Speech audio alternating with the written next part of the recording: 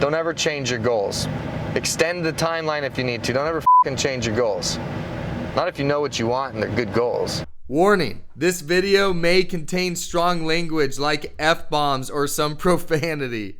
It may not be suitable for children, or if you have a sensitivity problem as a grown-ass adult, this may not be for you. I think one of the biggest problems that people make is, they've got these dreams, they've got these goals, and as soon as they feel a little bit off track or things get hard, they either one, give up on the goals, or two, they just lower the goals, right? Something that you don't want to do. If you have big goals, don't ever fucking lower your dreams. Don't ever fucking lower your goals. You might not hit your goal in the right timeline.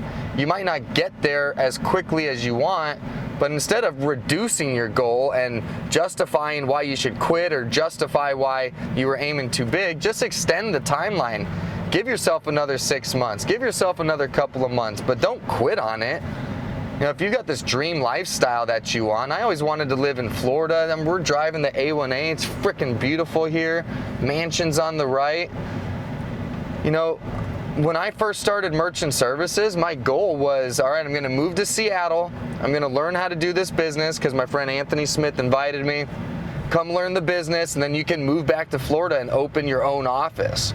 Right? So that was the goal. And my intention was, I'm gonna go learn how to sell merchant accounts through their system at their office, learn it from the best, and then I'm gonna be back in Florida in like 6 months. How long could it take?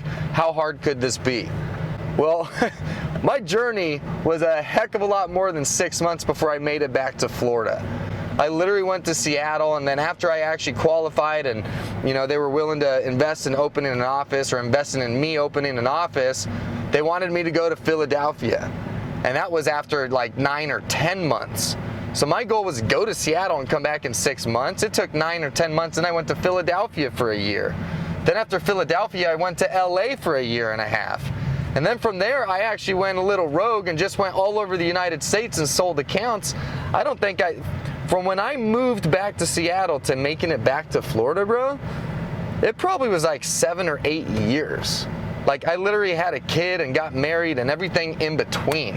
My Seahawks won a freaking Super Bowl in the timeline. So my point is, don't lower the goals. My goal was always Florida.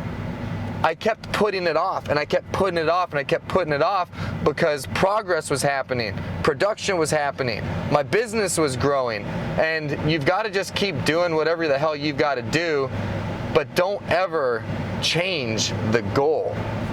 Now that I've built a business, super productive, I'm so glad that the journey worked out the way it did, because now I live in Florida with a huge amount of cash flow and actually get to enjoy the fucking beautiful South Florida scenery. It's amazing, man. Don't ever change your goals.